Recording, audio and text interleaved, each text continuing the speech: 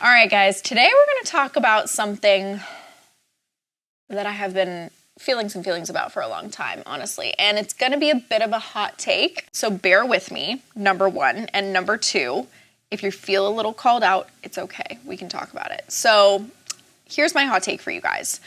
Honestly, your marketing is really fucking boring, and that's why no one is buying from you. And you know that it's boring because you're bored consuming it. And it's why you're not seeing any sales. So let's talk about how to liven up your content a little bit so that it's actually fun for you to create. It's fun for your audience to consume, and it creates way more sales for you. Because, you guys, I scroll through TikTok, I scroll through Instagram, and I'm not joking when I say, I think every time I scroll, I see 5 of the same iterations of your content from your competitors. You're saying the exact same freaking thing. Your content is the same. You're using the same audios for all of your reels or your TikToks. Your graphics look the same. Your brand photos look the same. Even your program names are basically the same. So if people lined you and 10 other people who were your competitors from your industry up, why would somebody pick you if all they saw was your content? It looks like everybody else's. Here's the thing that I will say is if you do not watch your own content, read your own content, consume your own content, and laugh your own damn ass off or be like, damn, I'm good. Like, that's a good piece of content right there. You're doing it wrong. And the reality is that I think that we get so consumed with implementing a framework, with implementing the right strategy, with saying the right thing, that we forget that a good majority of content and marketing is about entertaining. It's about engaging with people, honestly. It's not just about, like, I know we emphasize talking about the solution of your program or of your service or of your product and, you know, talking to buyer types specifically and sales psychology and data and stuff like that. But there's 2 sides to it. I think that marketing and sales is very much a dance. It's data and creativity. It's science and art, honestly. And I think that's what's so important for us to remember and for us to think about as we're creating content. So if you're not having fun creating your own content, if it's not fun for you to consume, if it's not interesting for you to consume, or you're not like, wow, that's a light bulb moment for me, then your audience probably isn't feeling that way either. So here are a couple of shifts and changes or things that I've learned along the way that can help you get into more of a creative mood or to shift your content to be more creative. So I talk a lot about saying the right things in order to get people to buy, but I think that people forget that there is very much an element of likability when it comes to your content. So let's say, and I talked about this in another episode, let's say you are creating a piece of content and you show up and you're selling, I don't know, your marketing program. We'll just use that as an example. And you're like, hey guys, I'm going to talk about our marketing program. And you look disinterested. You're not excited about what you're talking about. You don't seem like you're passionate about it, or you're funny, or you even have a freaking personality. It's like talking to a brick wall. People would much rather buy from somebody who's excited and passionate about what they're talking about. So if I show up and I'm like, hey guys, today I want to talk to you about our marketing program and talk to you about how cool it is, and this is what we cover, and this is why it's backed by science and data and psychology, and I'm seriously obsessed with it. People are like, okay, this person is far more passionate about what they do. You know, their personality is a little bit more interesting as opposed to this person. Who do you think is probably going to sign the client easier? Granted, they could have a great personality and not be saying the right things, and the other person couldn't and is saying the right things. Maybe that adds a little bit of a different element into it. However, like I said, there is this element of likability and personality where people need to be entertained and engaged in order to continue listening to what you're saying. If you don't grab somebody's attention from the jump, why are they going to stick around for a minute to listen to what it is that you're saying and to listen to the transformation of the solution of working with you or buying your product? The first part of creating a sale is grabbing somebody's attention. If you can get their attention and hold their attention, then you can tell them the things that they need in order to hear to buy from you. But if you can't even keep their attention, they're not going to stick around to buy.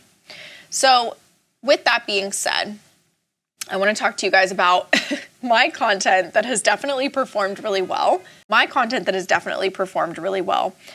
funniest thing is, like, the content that I honestly am like, I should not post this, is typically what performs the best for me, honestly. Or the content where I'm like, I'm just going to make a damn fool of myself. that typically performs the best because people genuinely love the personality. People have kind of dubbed me on TikTok like the marketing girl next door. That's what a lot of people have kind of called me. And it's, I think, because we have this very like polished and professional and knowledgeable side to our content, but the delivery of it is very crass. It's very sarcastic. It's very dry. And it's fun, right? And so I think that people typically consume content that they engage with and that they're entertained with, but they also want to hear the information that you're giving them. So like, for example, one of the first videos that I ever had that went like massively viral, for me at least at the time, I think it was like 450K views or something, which at the time, again, for me, I was like, holy shit, that's amazing. Was me, it wasn't even anything crazy. I had no makeup on, in a hat. I hadn't washed my hair in 4 days, sitting at my desk. And it was the audio of, I think it's the Beach Boys. And it's from 50 First Dates. And Adam Sandler is in the boat, driving the boat. And he's like, wouldn't it be nice? And he's like crying. It's that audio. And I have a fake cry filter on my face. And I'm acting to that audio. And I think the text was something relatable about creating content, but seeing no sales. How many clients did I sign from that? I think I signed about 10 clients from that video because people were exposed to our brand. They thought the video was funny. It was relatable. They identified with it. They went to the rest of my TikTok page, binged my content, and inquired from there. And that was literally it. But would I have captured those people's attention if I hadn't created a piece of content that was entertaining and engaging and interesting and not boring? If I had just posted like, hey guys, we're going to talk about how you can create sales from your content, and it was just like a face to camera video and like I was really not interesting to listen to, I don't know that they would have stuck around. But instead, we captured them with humor and then got them to binge the rest of our content where they were warmed up and converted into a sale. So remember that in this day and age, in terms of how people buy and in terms of the marketing that they're looking to consume, people can sniff out a pitch or an ad in 2 seconds flat, you guys, honestly.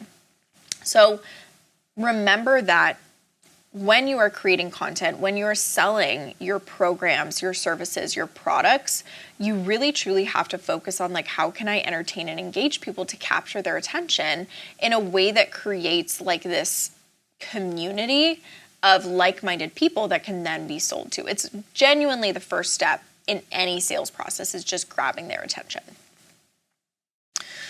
So this brings into question brand identity and brand personality, because how can you infuse your brand personality? How can you infuse your brand identity into something if you don't necessarily know what your brand identity or personality is, right? So if you don't know what your brand personality is or what your brand identity is, something I want you to ask yourself is, who do people know me or my brand as, and how do I want to be portrayed? So for example, for me, I love that people just kind of dubbed me the marketing girl next door, because the last thing that I want is to be viewed as like some stuck up, like know-it-all marketing and sales girl who's like untouchable and who people can't relate to. It's like, no, I'm very much a regular person who's lived a very similar life to other business owners. I've just kind of been able to tap into a strategy that works, and that's why I'm seeing such great results. That's why I live the life that I do. But again, the delivery is like, you're FaceTiming a girlfriend, basically, right? And that's what I wanted to be known for. And that's very much what we created our brand personality and our identity around. So identify who you are and think about, how can I infuse this into my content in a way that is entertaining and engaging? For example, I have a friend on TikTok. She came and spoke to our group program. Her name is Sarah, and she's a cold caller, and the company that she's from is Pareto. She lives in New York. She's absolutely incredible. But people know her as Sarah from Pareto because that's what they've dubbed her on TikTok. And when you say Sarah from Pareto, you think about this girl who is super down to earth, but also like tenacious in terms of sales calls, who is fearless. People are like, oh my gosh, I don't know how you could do this. But they love it from her. And so now every time she's like, you know, come with me to do like cold calling or get ready with me for a full day of work, you know, in New York City as Sarah from Pareto or something like that, right? But people know her as Sarah from Pareto, and that's just her brand personality. And what they think about is how she is presenting herself through her content. So you want people to, you want to think through, how do I want people to see me?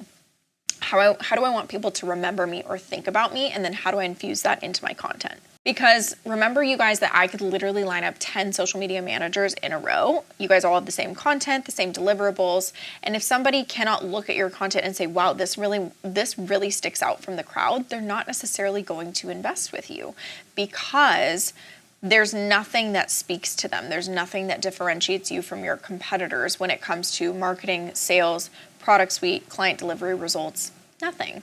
And you have to have something that people can remember you by, and a big part of that is exciting content. Another person whose content I absolutely fucking love, she was an old consulting client of mine. Her name is Erica Reitman, and she actually used to be the real Mr. Big from Sex and the City, his assistant. And so she created, and this goes into kind of our next point, she created this signature series of like business lessons that I learned from the real Mr. Big, right? And so people now recognize her as Erica Reitman, who was Mr. Big's assistant, but on top of that is this like badass, iconic agency owner at this point now, who, you know, is, she lives in like Mexico City. She has her basset hound. She has like all of this different stuff, and like people know her as that person.